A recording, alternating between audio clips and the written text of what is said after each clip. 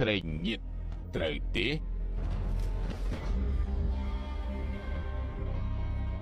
ញ៉ាំអីចង់ខ្លាចជាក្មេងពីរម្ដងទៀតមែនទេឃើញមុខគេហើយចង់នំម៉ាត់ម្ដាយទេឯងជាកីឡាករដំណើរឲ្យក្លឹបប្រដាល់ចិនស៊ីនធ្វើអ្វីត្រូវប្រយ័ត្នបន្តិចក្មេងមាននោះអាចជាបញ្ហាទៅថ្ងៃមុខសម្រាប់មុខរបររបស់ពួកយើង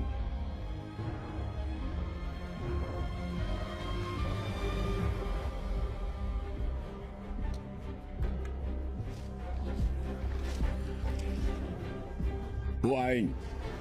លុតមកសាយឲ្យខ្ញុំបន្តិចបានទេ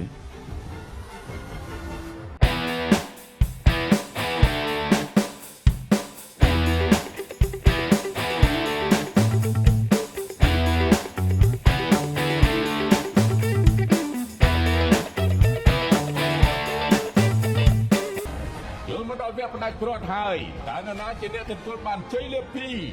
មនុស្សដែលមានការជឿជាក់ជាងគេគឺលាវជាឈួន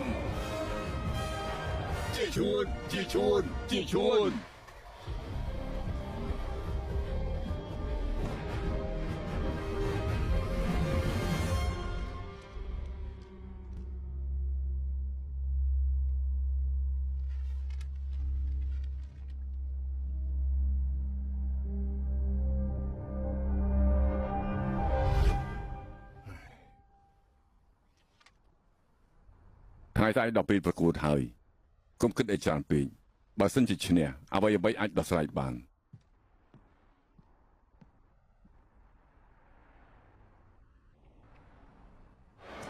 មនុស្សជឿជាក់លាវជាឈួនអរលោកលោកស្រីនិងនាងកញ្ញាសូមស្វាគមន៍មនុស្សដែលមានការជឿជាក់លើខ្លួនឯងគឺលាវជាឈួន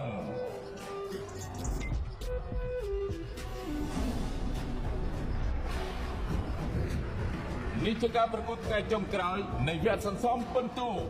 ពួកយើងត្រូវចាំមើលថាតើលាវជាឈួនអាចឈានទៅដល់វគ្គ4នាក់ចុងក្រោយដែរឬទេ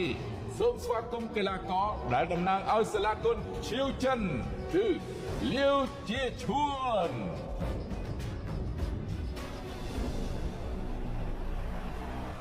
អរលោកស្រីនិងនាងកញ្ញាអបអរលាវជាឈួនប្រកួតជាមួយនឹងកីឡាករសយ៉ាមយ៉ាសាំង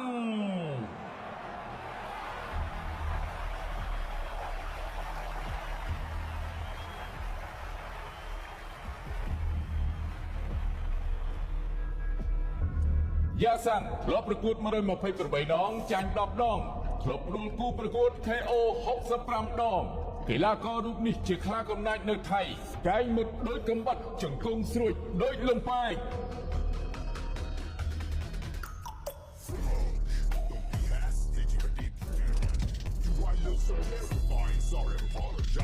ពេលដែលចូលក្បាលគេត្រូវប្រយ័ត្នកាយជើងរបស់គេក៏អញ្ចឹងដែរมันអាចដួលបានច្រើនខាងរីឯភ្នែកត្រូវតែសម្លឹងមើលគេអត់ជាប់